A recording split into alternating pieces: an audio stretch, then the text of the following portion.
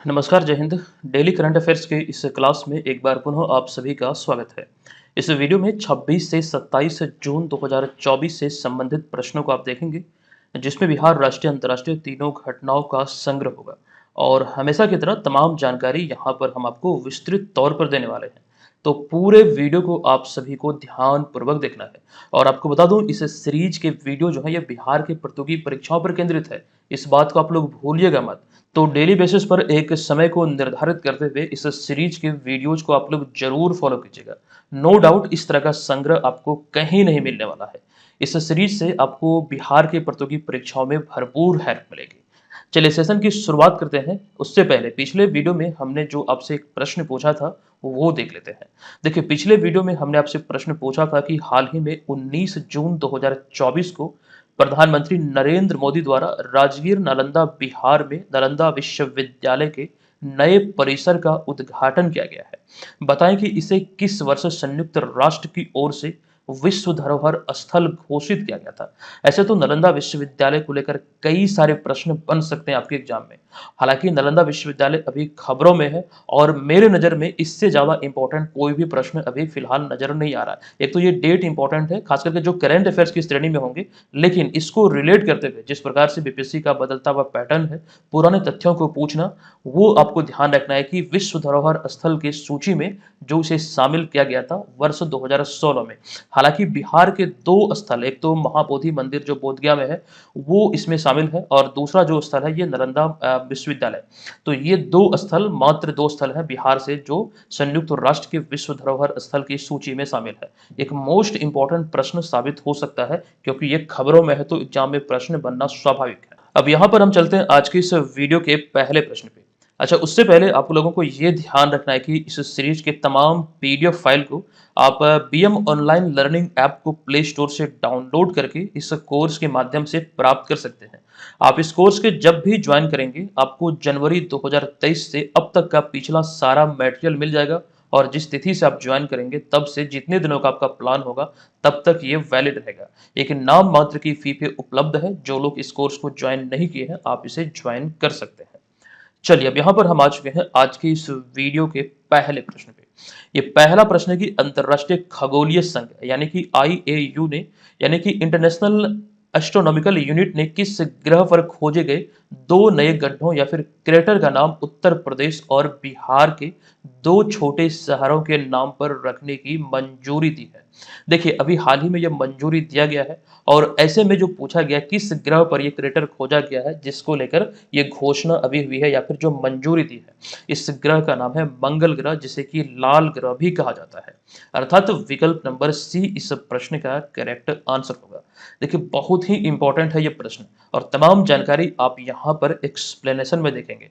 एक वीडियो में कमेंट आया था कि सर आपके प्रश्न से एग्जाम में, यानी कि आपके वीडियो से एग्जाम में प्रश्न नहीं बनता है। देखिए, बहुत सारे लोग करते क्या है कि सिर्फ और सिर्फ प्रश्न पढ़ते हैं और आंसर पढ़ लेते हैं, बस इतना ही, एकदम फास्ट फॉरवर्ड में निकलते रहते हैं। तो ऐसा बिल्कुल आपको नहीं करना है। जो डिस्क्रिप्शन यहाँ पर हम आपको देते हैं उसको भी पढ़िए, क्योंकि वहाँ पर डिटेल इंफॉर्मेशन होती है। और हमने कई बार आपको बोला है कि डायरेक्टली प्रश्न अब नहीं पूछे जा रहे हैं। कुछ प्रश्न आपको ऐसे भी देखने को मिलेंगे जो करेंट अफेयर्स के जरूर होंगे, लेकिन पुराने तथ्यों से रिलेट करके पूछा जाता है।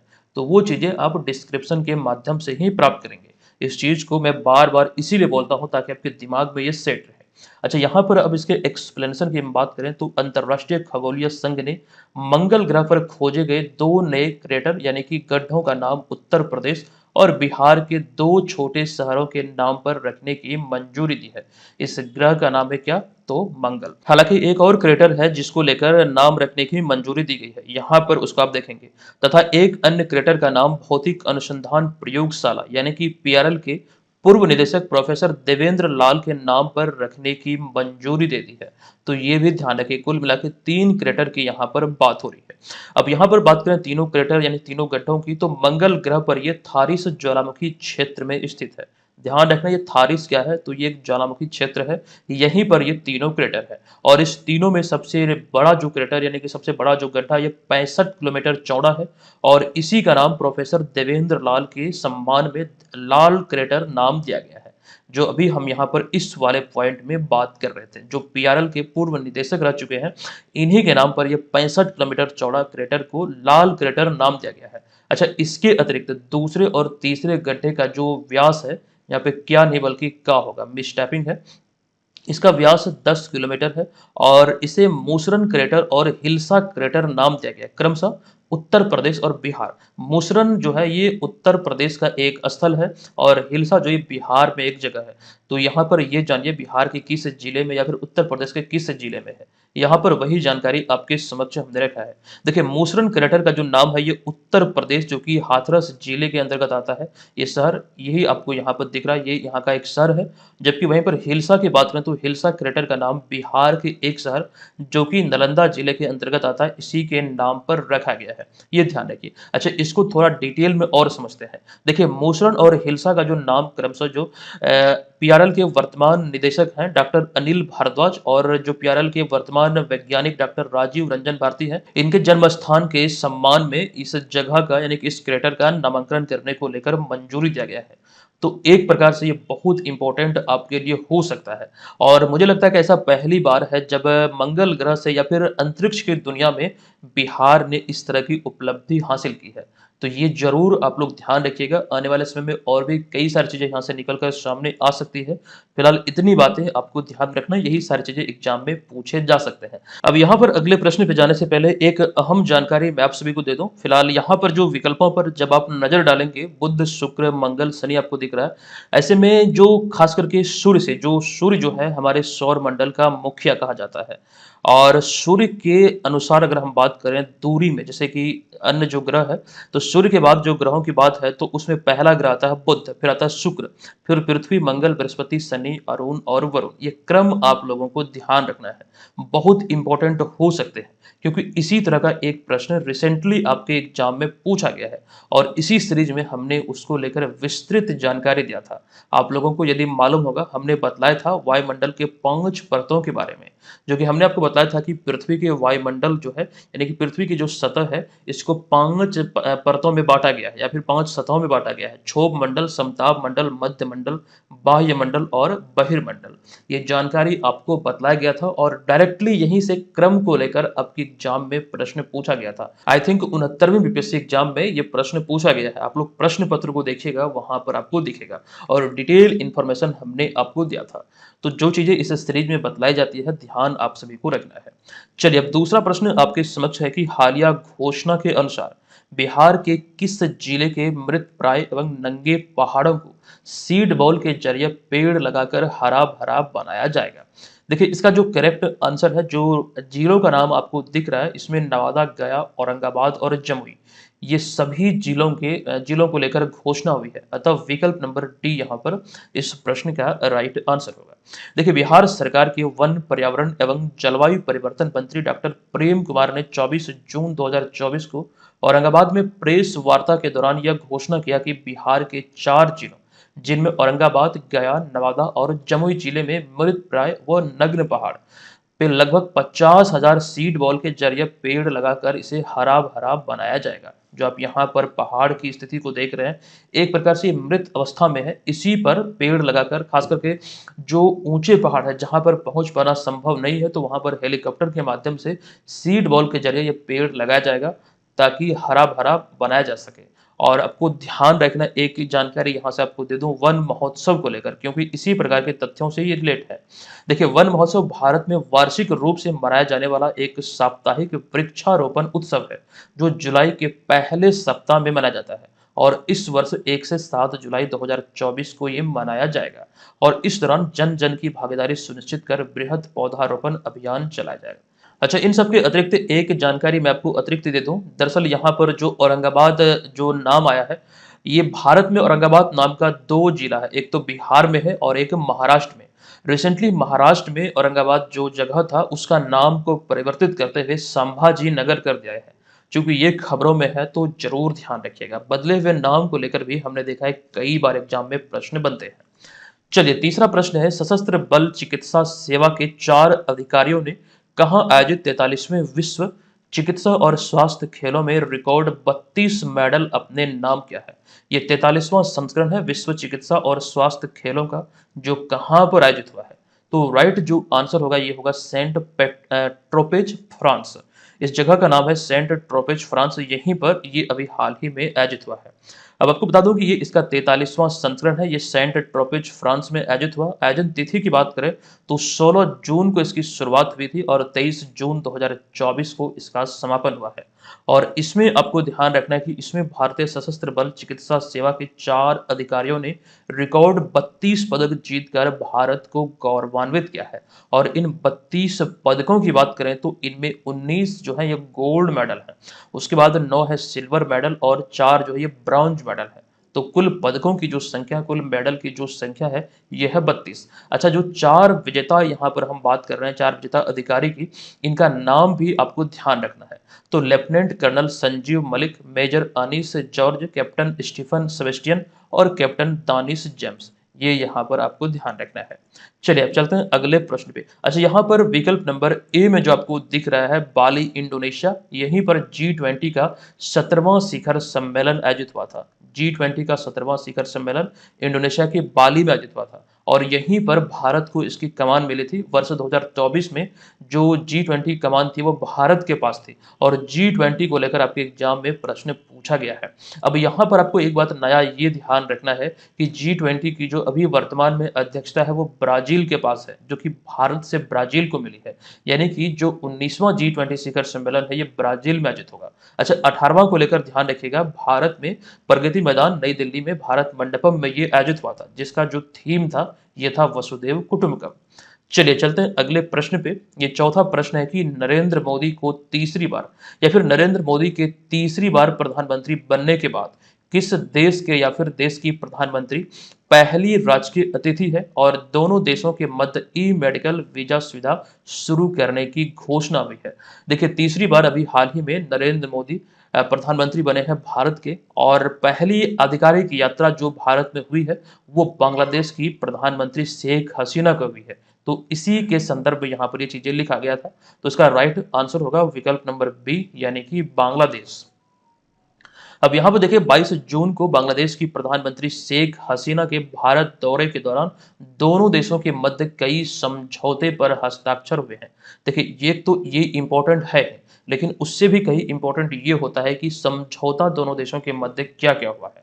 यहाँ पर ध्यान से देखिएगा, पहला पॉइंट है कि भारत में इलाज के लिए आने वाले बांग्लादेशी नागरिकों के लिए ई मेडिकल वीजा सुविधा शुरू की जाएगी। दूसरा पॉइंट है कि भारत के उत्तर पश्चिमी क्षेत्र के लोगों के लिए बांग्लादेश के रंगपुर में नई एम्बेसी खोली जाएगी। तीसरा पॉइंट है दोनों देशों के मध्य रेलवे कनेक्टिविटी को बढ़ावा दिया जाएगा। और अगला पॉइंट है समुद्री क्षेत्र और समुद्री अर्थव्यवस्था, जैसे कि ब्लू इकोनॉमी के नाम से भी जाना जाता है, इसको बढ़ावा दिया जाएगा। इन सभी चीजों पर मुख्य रूप से यहाँ पर ये समझौता हुआ है। ये जानकारी भूलना नहीं है, ध्यान रखना है। एक तो यहाँ पर प्रश्न में ही हमने ई मेडिकल वीजा को लेकर पूछा, लेकिन जो अन्य जो 3 पॉइंट यहाँ पर है ये भी अपने आप में एक महत्वपूर्ण प्रश्न है। नेक्स्ट प्रश्न है कि भारतीय वायुसेना का युद्धाभ्यास तरंग शक्ति का जो आयोजन है अगस्त से या फिर अगस्त के पहले सप्ताह में कहां पर आयोजित किया जाएगा? देखिए, इसका राइट आंसर होगा राजस्थान में एक स्थान है जोधपुर, यहीं पर इसका आयोजन किया जाना है। देखिए, भारतीय सेना द्वारा या फिर वायुसेना द्वारा पहली बार बहुपक्षीय सैन्य अभ्यास जोधपुर राजस्थान में आयोजित किया जाएगा। ये इसका पहला संस्करण होगा, तरंग शक्ति के नाम से आयोजित होगा। इस नाम से आयोजित होने वाले इस युद्धाभ्यास की बात करें तो ये अगस्त के पहले सप्ताह में यहाँ पर जोधपुर राजस्थान में आयोजित होना है। देखिए, यहाँ पर भारतीय सेना प्रमुखों की बात हो रही है या फिर भारतीय सेना की बात हो रही है, तो सेना प्रमुखों को लेकर कुछ जानकारी आपको ध्यान रखना है। रिसेंटली इसमें कुछ बदलाव हुए हैं, तो इस चीज को देखिएगा, नहीं तो पुराना वाला अगर आपको याद रहेगा तो गलत आप कर देंगे एग्जाम में। देखिए, इसमें जो नया बदलाव अभी रिसेंटली हुआ है, ये 30 जून 2024 को लेफ्टिनेंट जनरल उपेंद्र द्विवेदी 30वें थल सेना प्रमुख का पदभार संभालेंगे, जो कि मनोज पांडे का स्थान लेंगे, जो कि 29वें थल सेना प्रमुख है भारतीय सेना में। ये ध्यान रखिए। तो 30 जून को ये पदभार ग्रहण करने वाले हैं। इससे पहले हमने आपको जानकारी दिया था 30 अप्रैल 2024 को vice admiral Dinesh Kumar Tripathi R Hari Kumar के स्थान पर भारतीय नौसेना के 26वें प्रमुख का पदभार ग्रहण किया है। कब? तो 30 अप्रैल 2024 को। इन्हें आप यहाँ पर देख सकते हैं। अच्छा, पूरी जानकारी यहाँ पर भी दी गई है, आप लोगों को ध्यान रखना है। वर्तमान में भले ही थल सेना प्रमुख जो है जनरल मनोज पांडे है, लेकिन 30 जून से इस स्थान पर किनकी नियुक्ति होगी, तो जनरल उपेंद्र द्विवेदी की। ये यहाँ पर ध्यान रखिए। और दूसरा पॉइंट आपको ध्यान रखना है, वायुसेना प्रमुख वर्तमान में कौन है, यह है एयर चीफ मार्शल विवेक राम चौधरी या फिर वी.आर. चौधरी। और वर्तमान में भारतीय नौसेना प्रमुख है दिनेश कुमार त्रिपाठी, जो कि आर हरि कुमार के स्थान पर है। यहाँ पर वो चीजें लिख भी दिया गया है। और एक इंपॉर्टेंट यह है, चीफ ऑफ डिफेंस स्टाफ वर्तमान में है भारत के जनरल अनिल चौहान, और ये भारत के द्वितीय चीफ ऑफ डिफेंस स्टाफ है। पहले चीफ ऑफ डिफेंस स्टाफ थे विपिन रावत, जो कि 2021 में तमिलनाडु के नीलगिरी जिले में एक जगह है कुन्नूर, यहीं पर MI-17V5 एक विमान है, वो दुर्घटनाग्रस्त हो गया था और उनकी पत्नी समेत कुल 13 लोगों की मौत दुर्घटना स्थल पर ही हो गई थी। उस विमान का नाम आपको ध्यान रखना है, MI-17V5। आपसे एग्जाम में पूछा जा सकता है। इस विमान का नाम क्या है, तो MI-17V5। अच्छा, एक अहम जानकारी आप सभी को दे दूं, जो खास करके 70वीं बीपीएससी एग्जाम की प्रिपरेशन में है। ये कोर्स आपके लिए बीएम ऑनलाइन लर्निंग ऐप पर संचालित हो रही है। आपको प्रारंभिक परीक्षा के लिए यहाँ पर उत्कृष्ट नोट्स हम आपको दे रहे हैं, और यहाँ पर बेहतरीन जो हमारे स्टडी मटेरियल है, इसका भरपूर लाभ आप उठा सकते हैं। आपको ये ध्यान रखना है कि आपका जो परीक्षा प्रस्तावित है, ये 30 सितंबर 2024 को होना है। तो इस तिथि को ध्यान रखते हुए आपकी आगामी एग्जाम की तैयारी का प्रिपरेशन का मूल्यांकन करने के लिए हमारे द्वारा लाइव टेस्ट की शुरुआत की जा रही है 1 जुलाई 2024 से। आपको ये ध्यान रखना है, जो लोग इस कोर्स को ज्वाइन किए हुए हैं, 1 तारीख से जब इसकी शुरुआत हो रही है। हालांकि इसका शेड्यूल हम आपको जल्द दे देंगे, कब कब कैसा मतलब ये आयोजित होगा, कब कब आपको टेस्ट मिलेगा, ये पूरी इंफॉर्मेशन आपको आपके कोर्स में जो चैट वाला सेक्शन है, जहां पर आप उनसे बात कर पाते हैं, वहां पर ये आपको मिल जाएगा। आप वहां पर जाके देख लीजिएगा। अच्छा, जो लोग अभी तक ज्वाइन नहीं कर पाए हैं, आप इस कोर्स को ज्वाइन कर सकते हैं। एक नॉमिनल सा चार्ज पर आपके लिए उपलब्ध है। हालांकि इसका जो पहला टेस्ट पेपर होगा 1 जुलाई 2024 वाला, ये सब के लिए निःशुल्क रहेगा। ठीक है, उसके बाद ये पेड होंगे, आप लोग इसको ज्वाइन कर सकते हैं। यहाँ पर तकरीबन 150 से अधिक टेस्ट पेपर आपको मिलेंगे, और सभी का आपको PDF फाइल भी मिलेगा। तो जो लोग इसे ज्वाइन करने के इच्छुक हैं, जरूर ज्वाइन कीजिएगा। और एक खास बात यहाँ पर इसकी यह भी है कि अगर आप चाहें तो आप अपने कंप्यूटर PC से भी हमारे वेबसाइट के थ्रू अपने मोबाइल का जो यानी मोबाइल एप्लीकेशन का जो ID पासवर्ड होगा, उसी से लॉगिन करके वहां पर भी टेस्ट दे सकते हैं। ठीक है, चलिए अब यहाँ पर हम चलते हैं आज की इस वीडियो के अगले प्रश्न पे।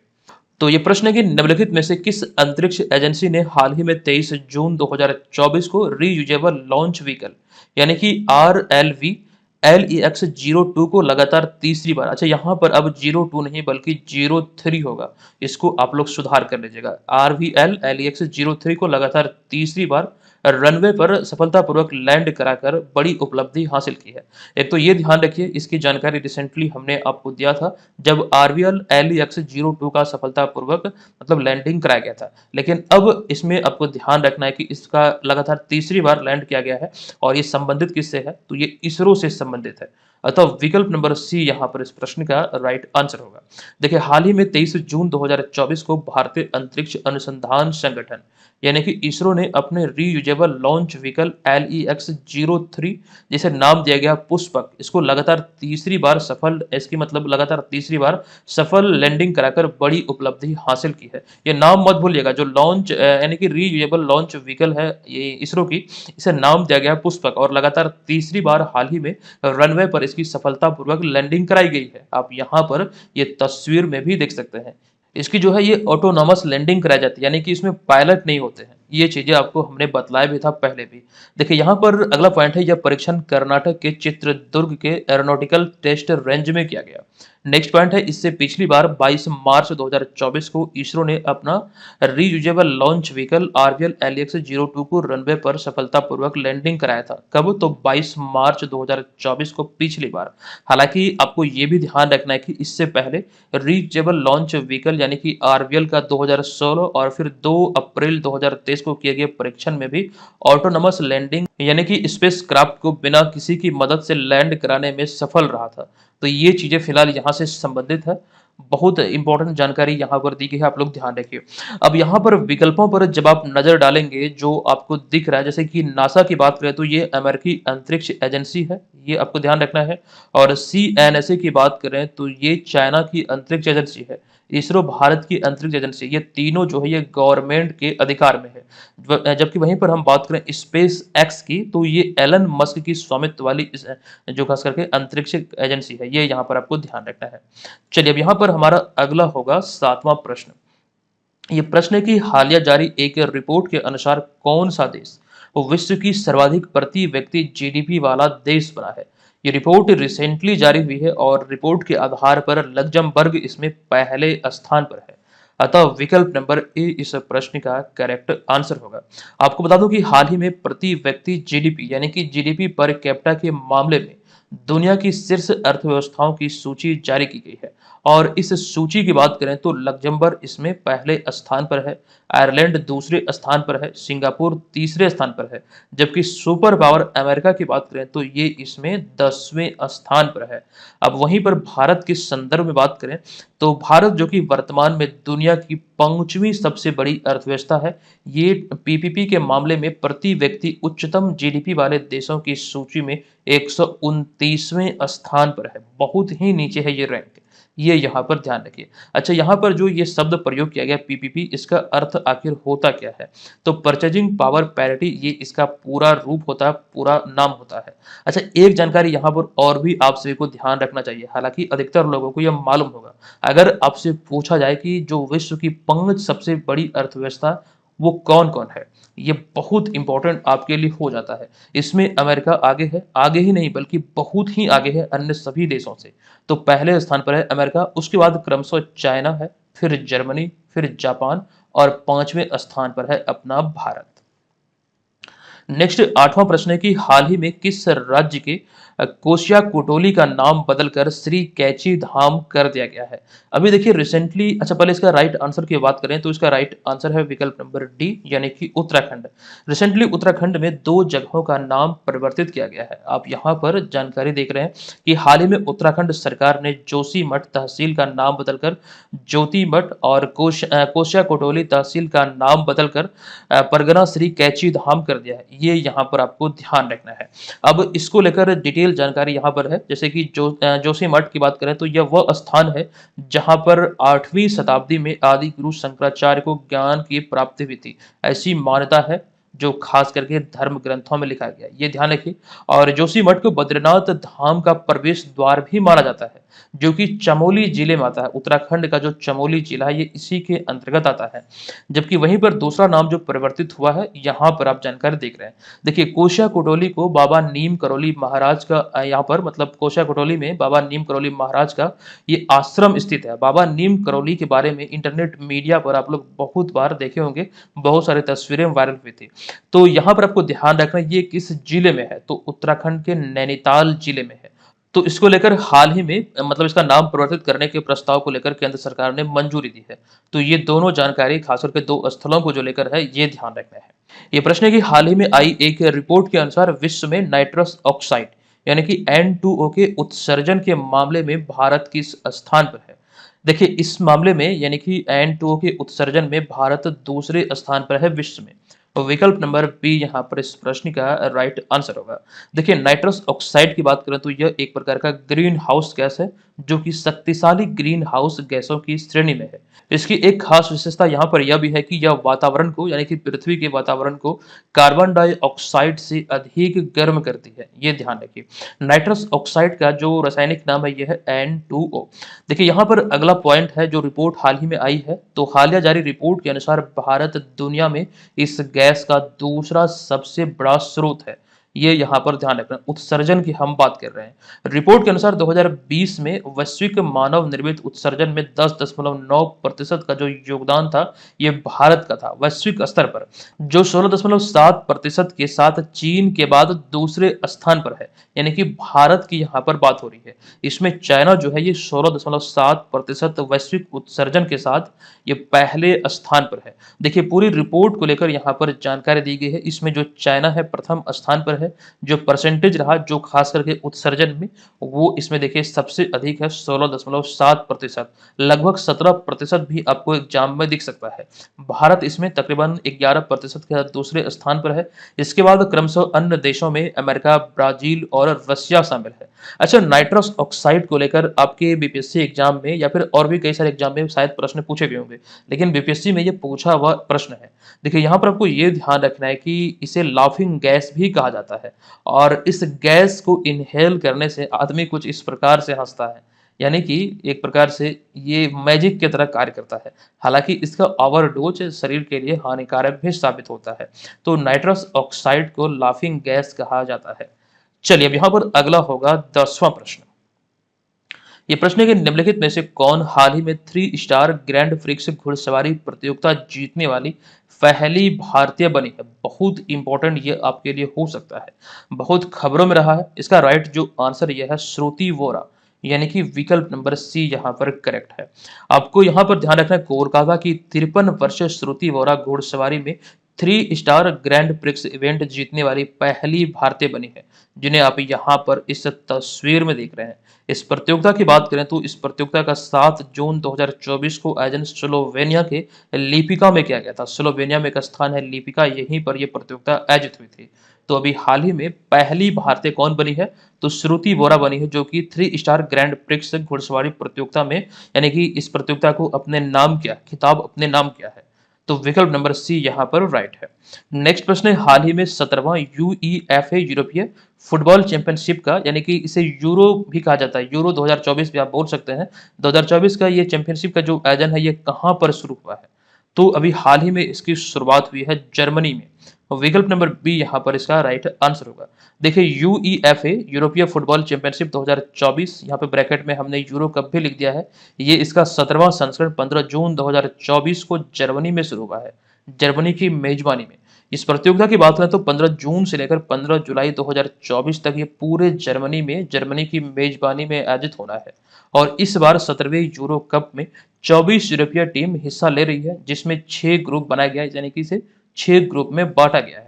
और आपको ध्यान रखना है कि जॉर्जिया पहली बार यूरो कप के अंतिम 24 ग्रुप चरणों में पहुंचा है, यानी कि इसमें जो टीम है, नई टीम जो शामिल है, ये जॉर्जिया है।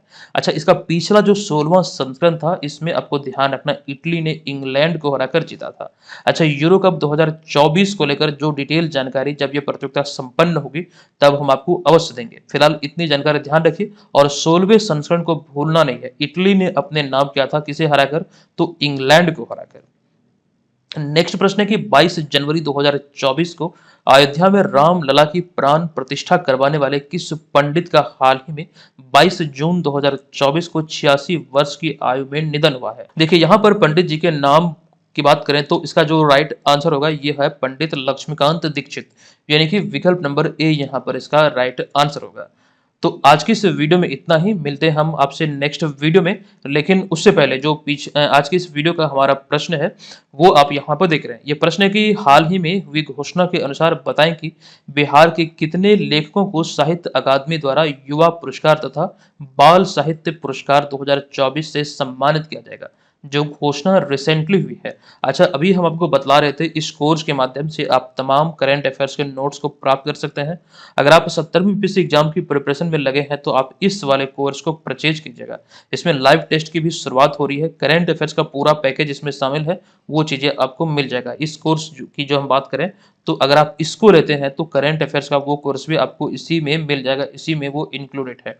ठीक है, तो ये चीजें आपको ध्यान रखना है। जो लोग इच्छुक हैं बीएम ऑनलाइन लर्निंग ऐप को प्ले स्टोर से डाउनलोड करके इसे जरूर ज्वाइन कीजिए। कोई इन्फॉर्मेशन चाहिए तो हमारे हेल्पलाइन नंबर पे आप हमसे संपर्क कर सकते हैं या फिर आप हमें व्हाट्सएप पर भी संपर्क कर सकते हैं। चलिए वीडियो को समाप्त करते हैं, मिलेंगे नेक्स्ट वीडियो में, तब तक के लिए धन्यवाद। जय हिंद।